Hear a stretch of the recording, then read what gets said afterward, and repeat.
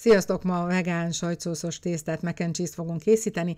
Egy olyan sajtszósszal, amiben nincsen bolti sajt, hanem mi fogjuk saját magunk megturmixolni és összeállítani. Ehhez az ételhez apró makarónit szoktam használni, ez teljesen tojásmentes durum tészta. Először összeállítjuk a sajtszósznak az alapját blenderbe, amiben előzőleg tejfölt készítettem, úgyhogy nem mostam ki, hiszen nem lesz semmi baja. Beletesszük a sörélesztőt, ehelyett a cashew-t, tápióka keményítőt, egyébként ehelyett nyugodtan használhatom kukorica keményítőt is, valamilyen semleges olajat, én most kókuszolajat használtam, zöldségleves kockát, vörös hagyma és fokhagymaport, valamint juharszirupot és almaecetet. Az almaecet kicsit megszalad, de nem baj.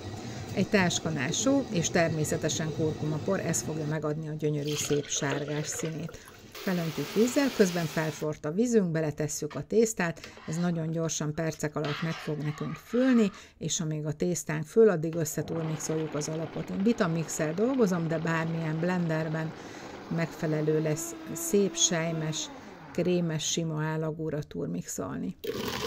Leszűrjük a tésztát, és ugyanabban a fazékban, ami a tésztát főztük, beleöntjük az alapot.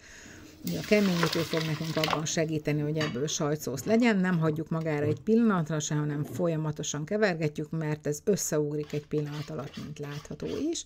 És ezt a sajtszószt egyébként nem csak ehhez az ételhez, de bármilyen olyan ételhez, amihez sajtszószra van szükségünk, tudjuk használni. Nagyon jó mártogatós nachoshoz, vagy egyébként egy burítóba is nagyon jól el lehet képzelni.